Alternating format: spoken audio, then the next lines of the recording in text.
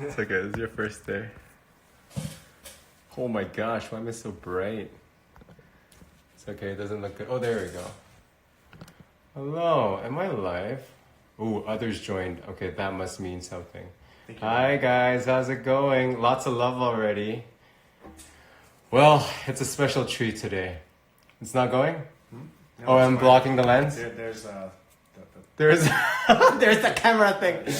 Don't worry. Oh, hello. Hey, Steven. Welcome. But we have a special guest today. It is my honor to introduce Mr. Beauchamp. Hey! How's it going? I'm a big fan, obviously. So since 10 years ago? Since I was 5. Since he was born. No, just kidding. I didn't know him that far back. But let's switch the lens a bit, and William can kind of take over if you'd like. What's going on? Welcome. So give us a little background about who you are. I am Joshua Kyle Beauchamp. I'm 20 years old, born in the year 2000. Wow. Yeah. And I have been a dancer ever since I was 6 years old.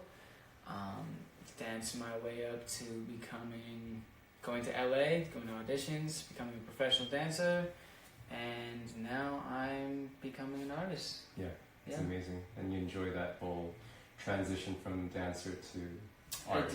I do. I remember when I was just starting to dance, all of my idols, if you ask a dancer who's their idol, they're usually gonna say Ian Eastwood or Brian Puspos, and obviously these people are so inspirational to me. Of course. But always my biggest idols were Chris Brown, Michael Jackson, Usher, all those artists who were just perfection. Yes. And I always looked up to them the most, and that showed that I really wanted to become an artist, but I didn't really know how to do it. Okay. I just always thought becoming that big, that successful, doing all of that is just impossible. Of course. Yeah. And so I just kept on dancing and kept on doing my thing, and then I got an opportunity to expand upon that other aspect that is singing and musical talent other than just dancing, and I took it like that. Yeah, definitely. It was ingrained in you after you've kind of put those idols in front of you, right? So MJ definitely, Usher is definitely too. Those are in my age too. So. Yeah, but yeah, I'm 20 years older than you. That is crazy. No way. Yeah, I know. So that's crazy. So wow. Asian skin, pretty good, but definitely different eras. But yeah. I think that's kind of how art can transcend time. What you think, hearing you talk about Michael Jackson and stuff too, I'm like, wow, we can enjoy the same stuff too, right? And it doesn't have to be only artists from this era. It could be from any era. Everything's so accessible now too, which I think is pretty amazing. Right? So how did you get that? Let's start from the beginning. So how did you get started up with dancing? And let's start with dance first. That okay. Yes. Well, I was 5 years old, and my mom and I used to watch So You Think You Can Dance all the time. Yeah. Every time it was on TV, we would go and lay in her bed, and we would watch So You Think You Can Dance all the way through every night, never miss an episode. And there was this one guy who just had such a presence and was such a good performer on So You Think You Can Dance. His name was Benji Schwimmer. And he was a huge and he was a huge inspiration to me to start dancing, and that along with I had the Thriller, I think it was a VCR. What? I think I had the music videos on VCR or something. Yeah. I used to watch those all the time. Yeah. And I would dance along with Michael Jackson as a werewolf. Wow. Did you have videos of those? Of yourself? I don't know. My mom probably does somewhere. Oh, that'd be so epic to have. Yeah. but anyways, yes. Yeah. Keep going. That's awesome. So from there, my mom was like, "We're gonna put you into dance class," and she put me into a local hip hop class as my first ever dance class. And fun fact, I actually sat out for the first month because I was so terrified. Yeah. I was the only boy in this whole group of girls who were taking a dance class. Yeah. So I felt so like insecure and scared, and I sat out the whole first month. Month, eh? Yeah. Then what kind of triggered you to be brave enough to? I was just always an antsy little kid. I could like catch myself like kind of doing it, whatever it was, like on the floor. I was just like sitting there. I was like, oh, this is kind of cool. Yeah. And I guess my ADD kicked in, and I just jumped straight in. Went in there. Yeah. And were you good right off the get go? Way back then, I don't think so. Okay. I don't. But were you noticed by, I guess, the choreographers or the instructors at that time? At that time, it was such like a local level, and I really didn't know what was going on at all. Okay. I honestly don't even remember what it was like really back then. Sure. But I do know that it took me 2 years to really get into like the hip hop scene, and that's the first time I heard about Third Street Beat. Mm-hmm.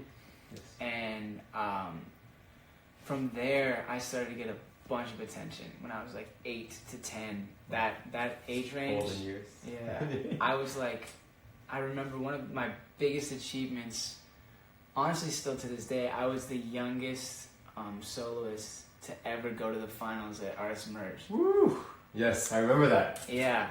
And I was competing, and not as just like a what is it, like a, what did they call it? Something just like a showcase. Oh, okay. Just showcasing. Yeah. You're actually competing. And I was actually competing against like huge groups and stuff, and that was a big moment for me as a kid. Mm-hmm. I was like, wow, I can do this.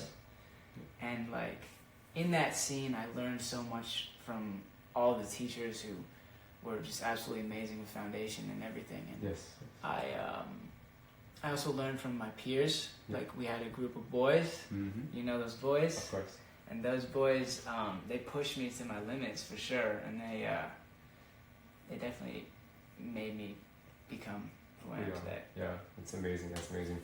Did you explore any other styles during that time other than hip hop while you were doing hip hop, or was it focused like? Sorry, I'm getting a call. No worries. Okay, so. Did I explore? No. Okay, so just focused. Yeah. I was completely into hip hop. Hip hop was like everything for me. Okay. And I remember I kept going to all these like local competitions, and all these judges at the competitions that weren't just hip hop. Yeah. They would always be like, "Oh, you gotta take tap, you gotta take ballet, you gotta take contemporary, modern." Totally. And I was like, "Yo, like, yeah, right." Like I'm a hip hop dancer. That's not my vibe. Yeah.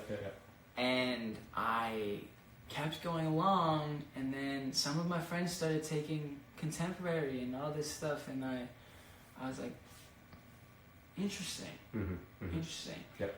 And I went to all these conventions, and in conventions it's literally just all styles, yep. all the time. And I started to build a drive for wanting to become better at that, because I think as a young kid, as a young boy, I don't have any like emotions at all. Sure. I was like just a little kid doing whatever the hell I wanted to do. I was skateboarding, I was playing sports, I was just living my life. Exactly. And as you grow up, you start to catch these emotions, and you start to become more of an emotional and sympathetic and empathetic human. Yep. And that is something that plays a huge role in all those other styles. Mm-hmm.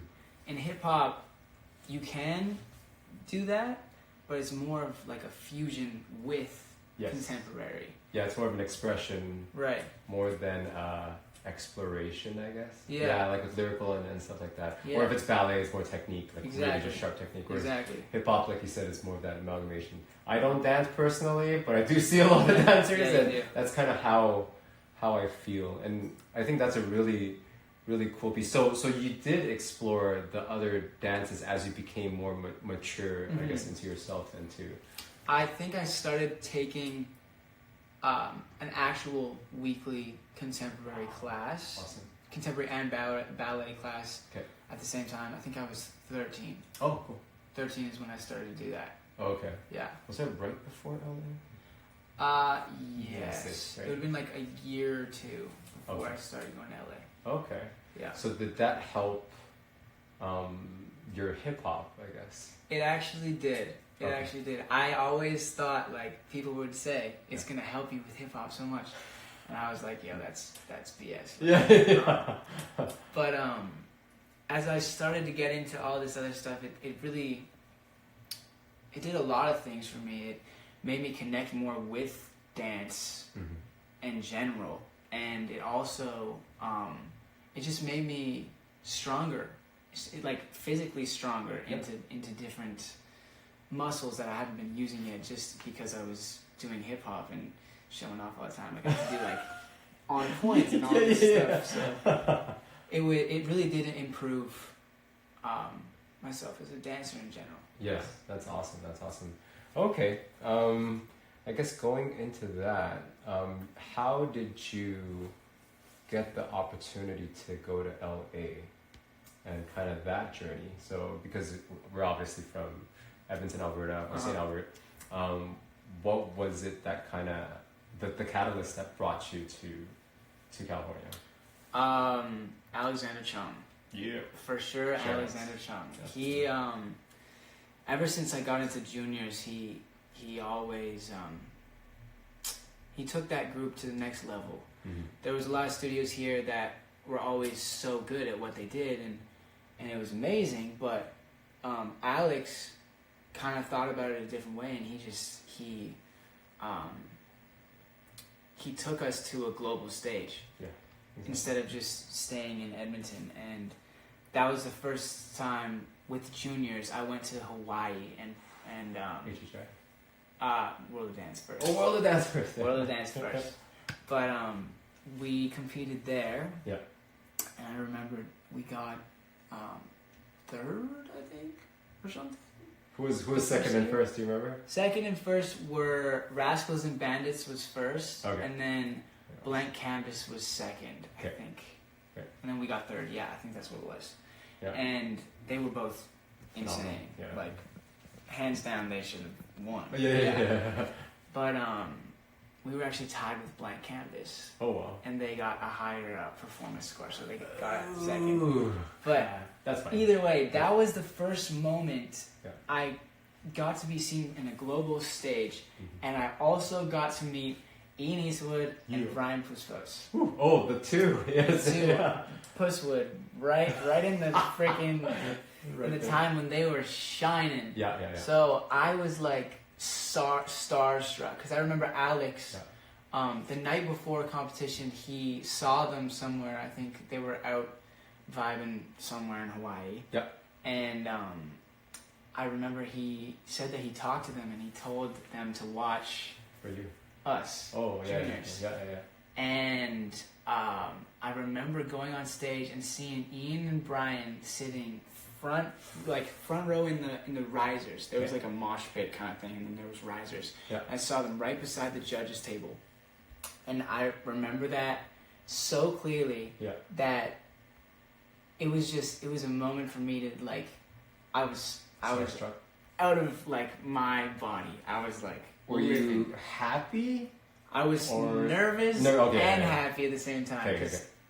At first I was nervous, but then when we got on stage, we started performing. I remember them hopping up on their chairs, and they were like falling off their chairs, going crazy. I don't know if they were on something, but like they were going off, and I was just like, yeah, let's get this. Yeah. Awesome. So, and then after we ended it, they ran backstage. Wow. To talk to us, and they were like, yo, you guys are insane. And Brian was like hugging Chris, like, yo, you're the mini me. And then Ian was like, oh, you're the mini me. Yeah. And I was like, oh, you gotta be kidding me. Crying. Yeah. And that actually sparked so many things for me in LA once I began to go there, because that was in 2012. Okay. When we went to Hawaii. Yeah.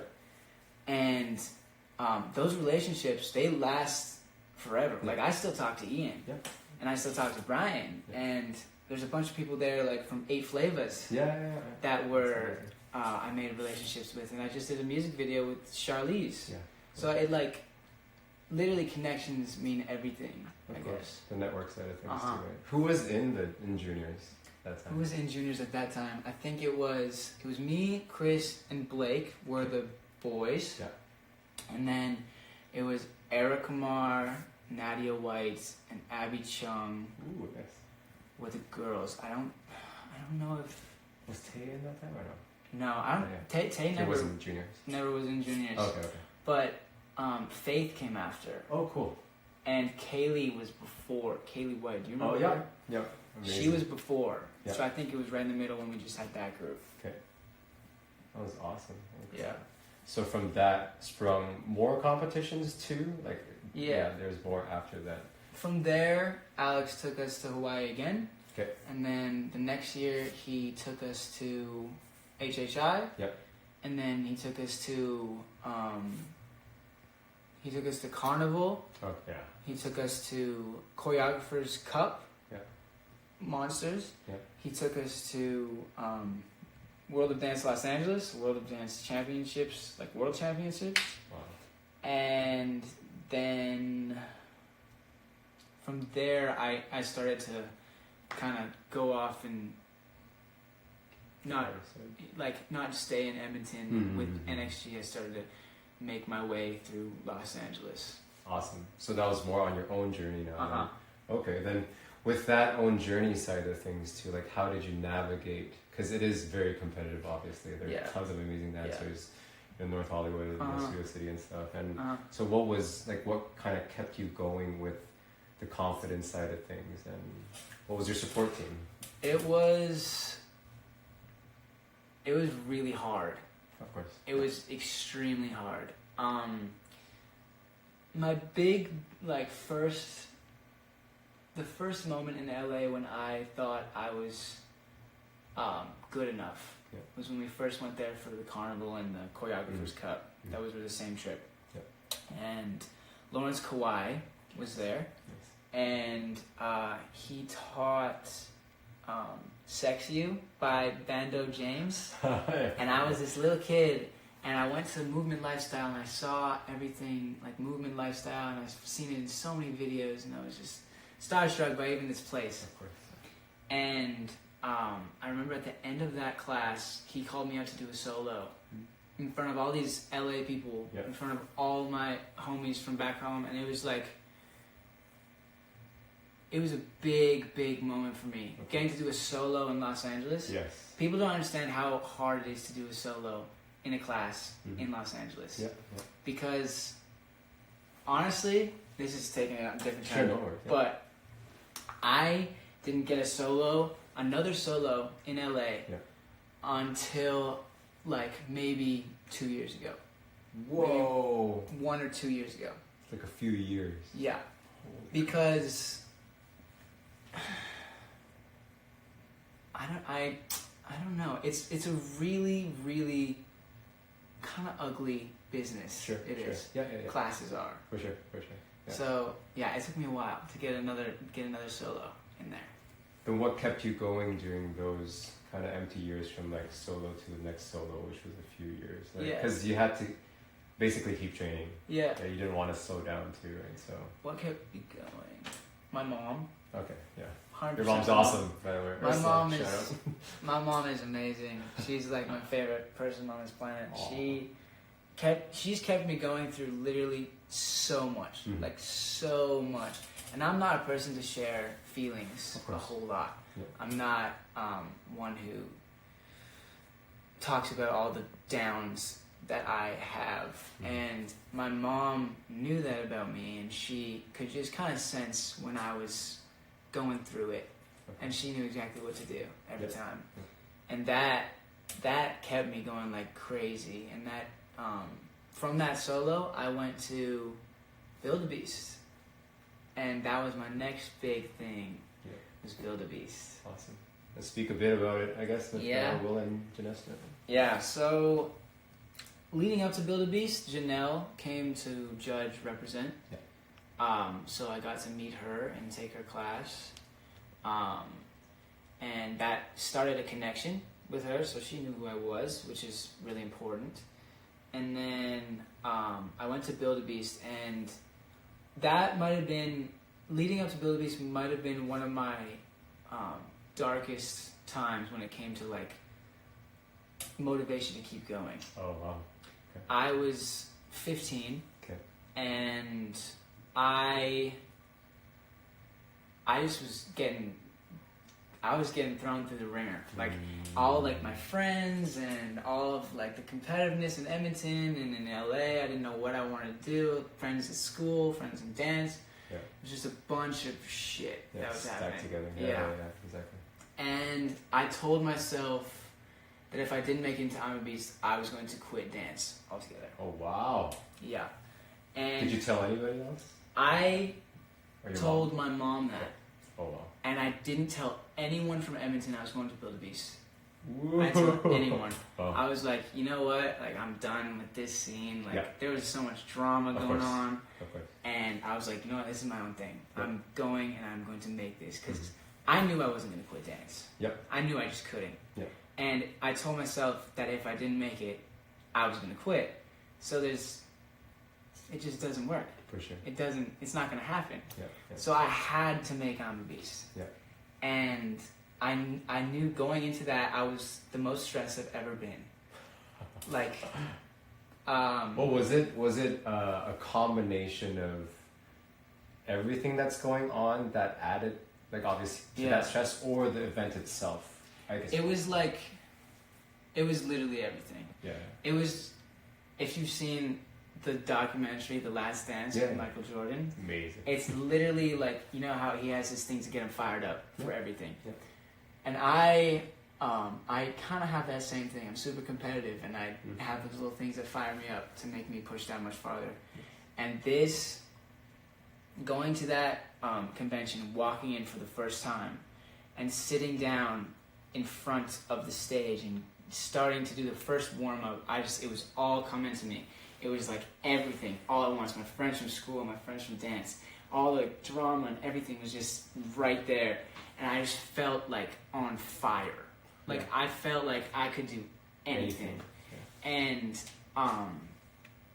I've never been so focused in my life. Mm-hmm.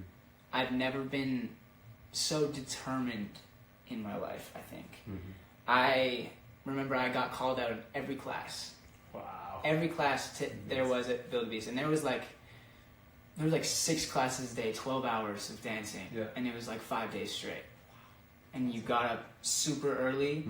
You went to every class. You braked for lunch. You had to find food somewhere. My mom was luckily there, so she got it for me. Safe. But that's nice. Yeah, that was a big moment. I remember in CJ Salvador's class was the first time that Wildebeest saw me. Oh, cool. CJ came to Edmonton and he taught a piece, No Way. It was called No Way. And he taught the same one at Build a Beast. And in front of everyone, at the very end, he was done and he was like, all right, I'm about to do solo. But then he stopped and he looked at me. Thank you. He looked at me and he was like, you know what, I'm going to get you married right now.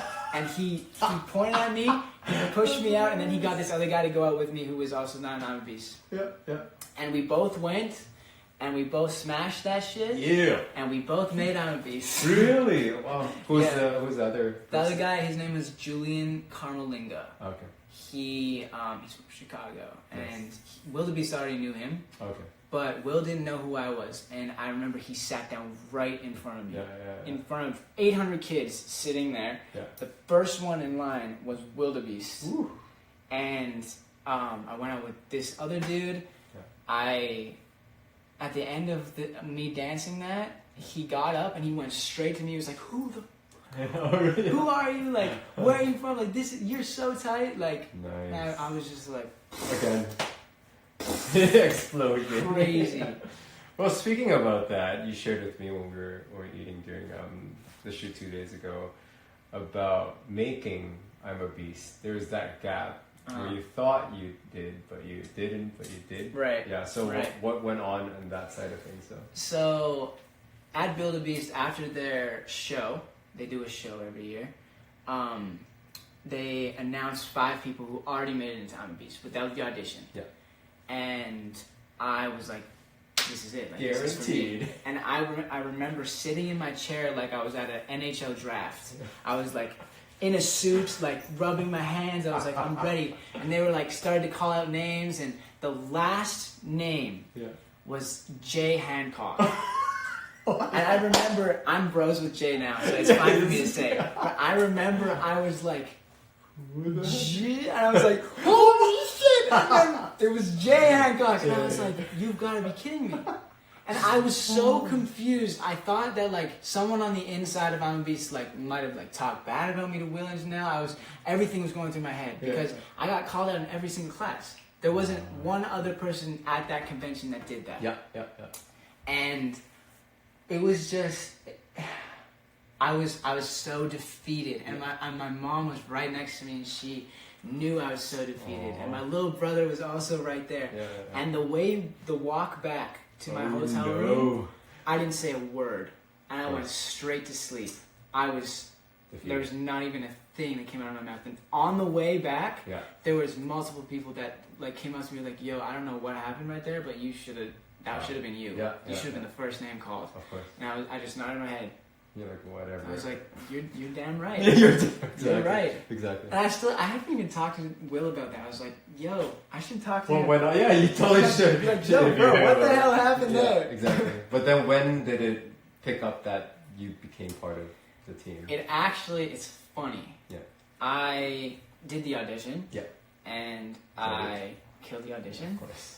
He called me out with all of the OG I'm a Beast, Little Beast boys. Like Gabe de Guzman, Big Will, Sean Liu. Josh Price. Yeah. I think that was the group I went in. And that all went through, and then I left, and they went to announce the members who made it months after. Okay. This is when I was still a competitive swimmer.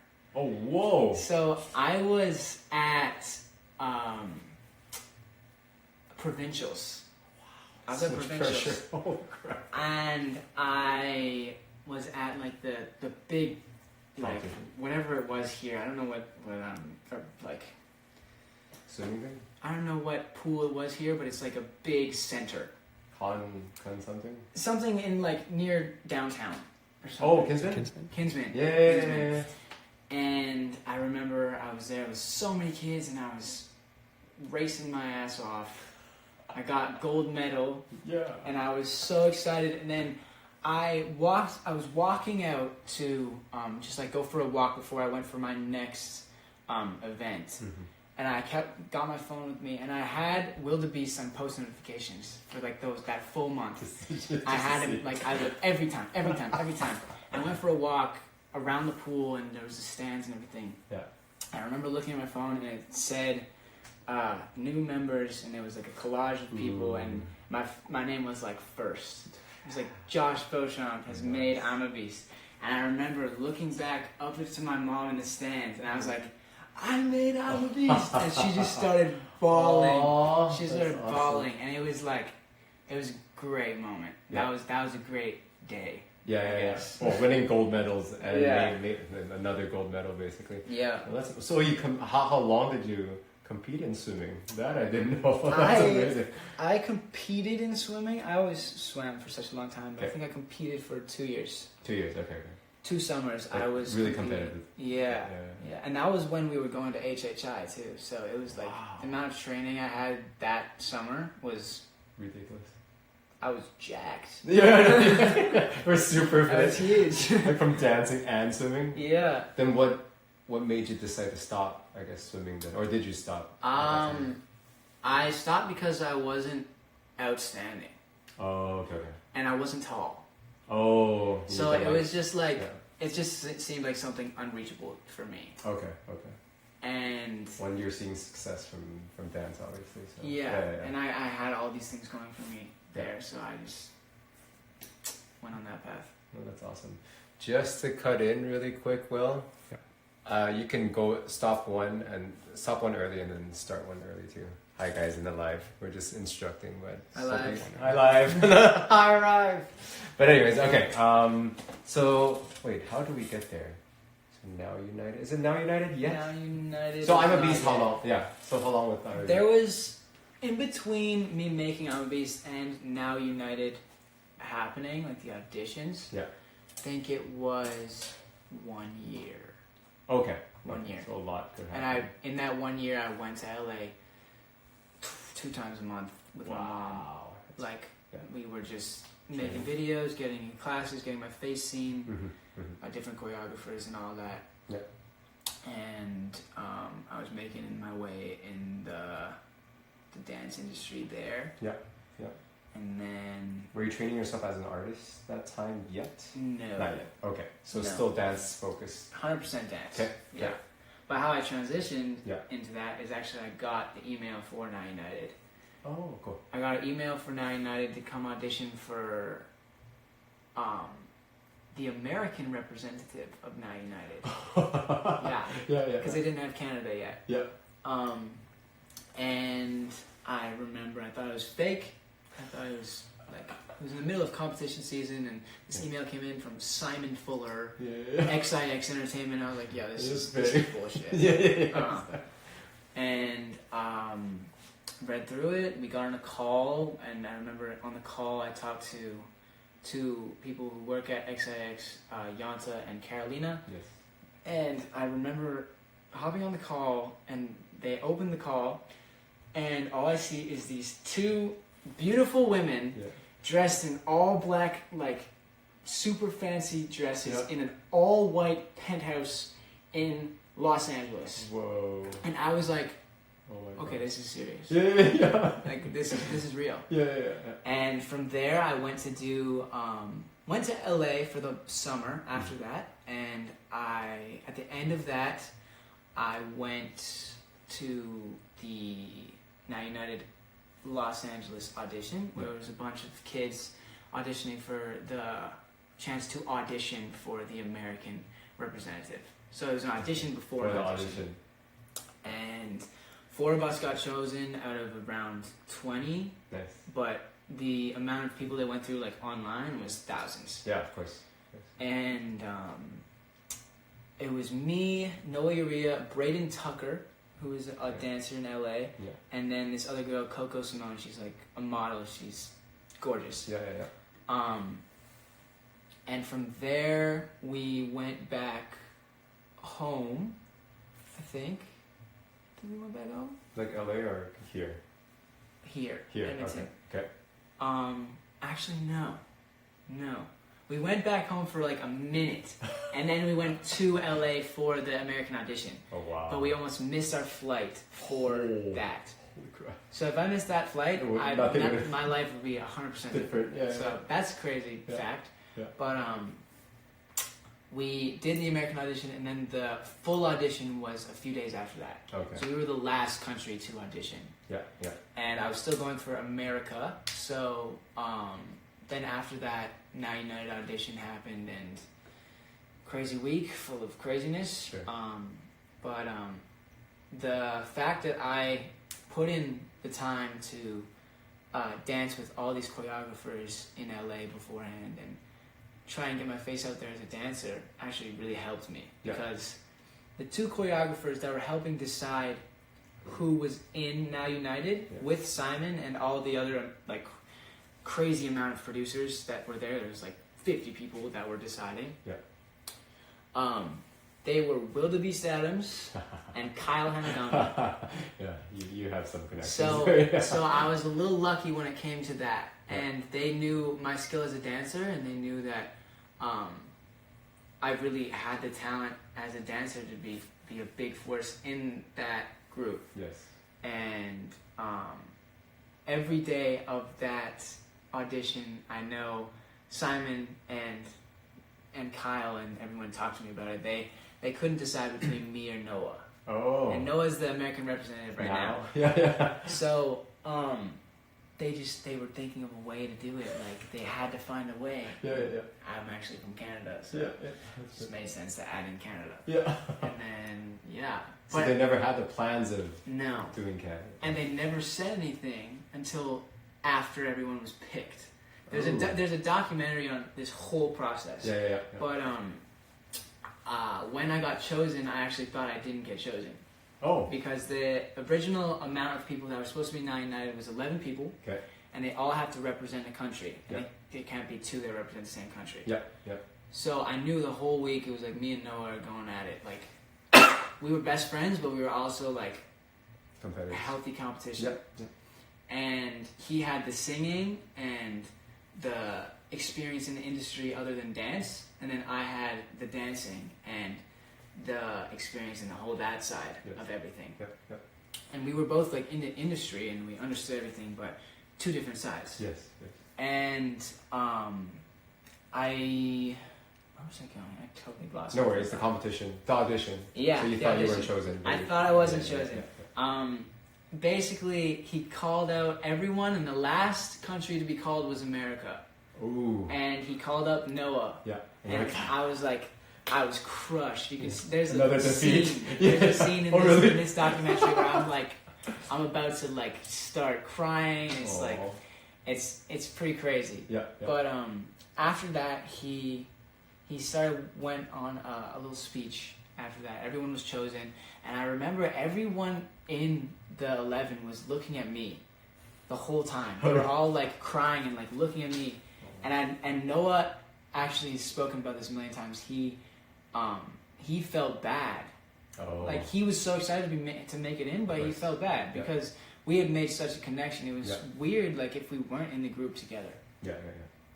And I just remember he pointed me out in the middle of this speech, and while he was speaking, I was kind of like not focused. I was like, God damn it, I gotta go back to school. All the other worries. And then I remember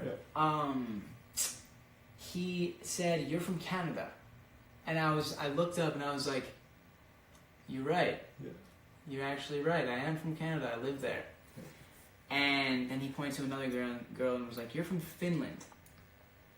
And then he said, "Another great country that we don't have in this group is India." Yeah. And he said to the Indian girl, "You're in." He said to the Finland girl, "You're in." Yeah. And then he looked at me and he said, "You are in Now United." And that was the whole group right there. Perfect. That was everything together. Yeah. And that moment was insane because I remember as he said that, everyone went crazy, and everyone just huddled around me and started like hyping me up, and it was insane. That's awesome. So that's how I got to be the Canadian representative. Wow! So it's created on the spot. On the spot.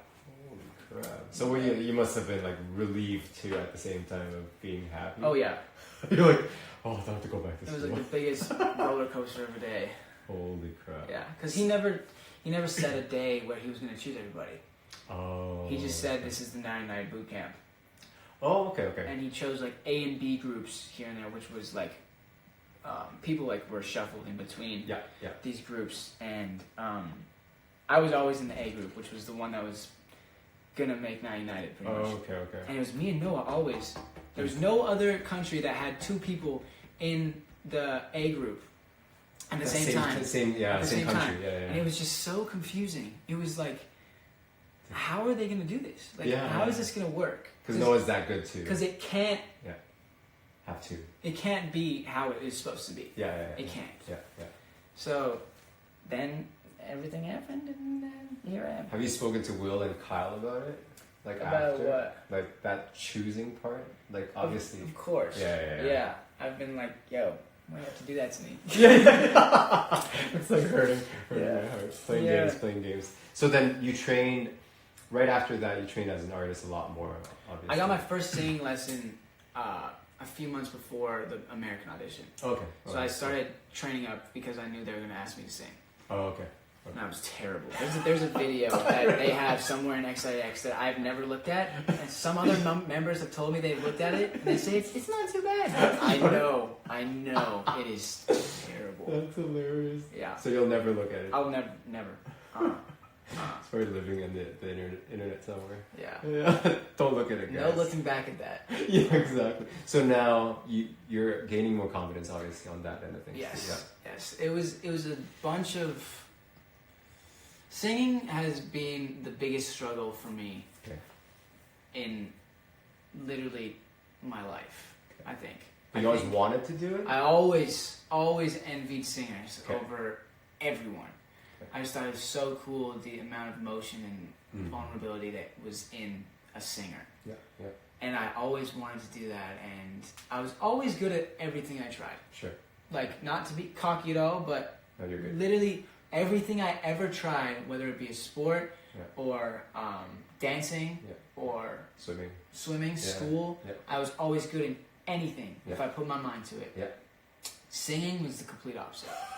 I was shit. I was so bad. And I continued to be so bad for a long time. Even though I was working every day doing these vocal warm-ups, exercises, everything. I was so bad. So bad. And I just kept working. And it was I had to pull something out of me that I've never had to do before. I've never had to have such a drive to be good at something. I've never had to be like, I gotta work at this so I can be the best. Because on everything I ever tried on the teams, I was always natural at everything. I was showcased for being good at whatever I was trying. But this, it was a whole different ball game. It was a whole different ball game. And I just started to see results and actually having good improvement after I went through about 3 vocal coaches. Okay.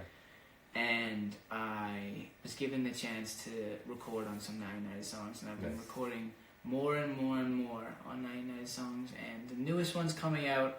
I think I've recorded on all of them. Nice. Yeah. Awesome. So I have a part.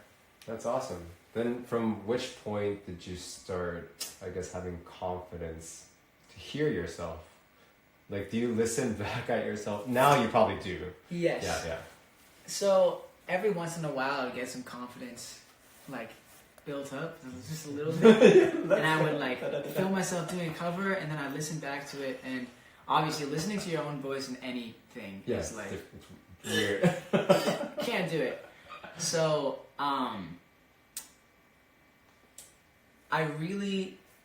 a cover is something that all the people watching right now, they all want me to do a cover. Of course. And they talk about it 24/7. They're like, where's your cover? Where's your cover? Where's your cover? And I've hyped up a cover for the longest time. Yeah. But I'm actually working on one right now. Oh. So I'm getting an interface and a cord to my mic that I have, and that's gonna come in probably on Monday. Or Tuesday. And once I get that, I am going full send on the cover. Wow, you don't know how excited people are to hear that. I'm actually excited about it too. So that is exciting. Okay, in that same note, who are the artists that you respect and like listening to, I guess, in the music scene? Okay. See, I have a wide variety. Of course. Do you mean vocally? Yeah, vocally. Yeah, okay, vocally, I would say big inspirations to me would be Justin Bieber. I love his tone. Sure. His tone is insane. Yes. And I'm probably gonna just say male artists because it's hard to kind of relate to having a female voice. Sure. It's like female singers like Ariana Grande, Beyonce, all those. It just makes no sense to me. I could never even relate to being able to do that. Exactly. So I just praise them and put them in a different category. They're amazing. So the people that inspire me would be Justin Bieber, 100%. Yeah. Vocally, Labyrinth is insane. Amazing. There's this guy named Avery Wilson. Okay. He's got an insane voice. Who else vocally? Chris Brown, Usher. Yes. Michael Jackson, of course. That's another one that's I can't even imagine about that. That's I know. He's a legend. I can't even touch that. But in all aspects, not just the singing. Everything. Yeah, exactly. Yeah. No, that's awesome. Then, what's your future right now? What are you looking at other than recording the cover? But what are your next steps, or what are you looking forward to? Obviously we are in a special situation right now with the pandemic and stuff. Right. But let's say that does lift. you know, I can't say the exact time, like September, end of the year, even beginning of next year.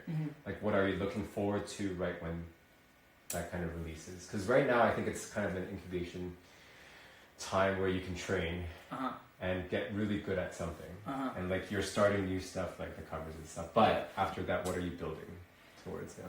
I am. It's a hard question. Or is it a secret?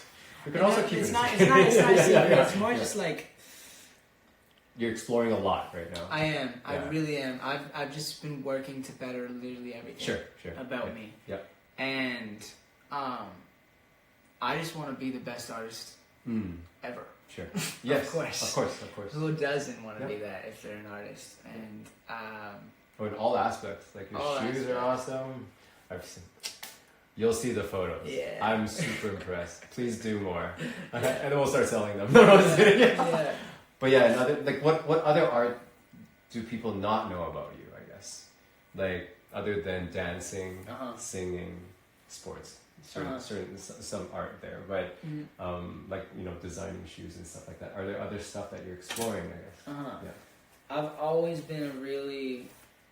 My friend actually called me this word the other day, and I was like, "What is that?" She called me a tinker. Oh yeah. So it's someone who like makes stuff all the time. Yep. And I've always been that. Okay. I've always done that.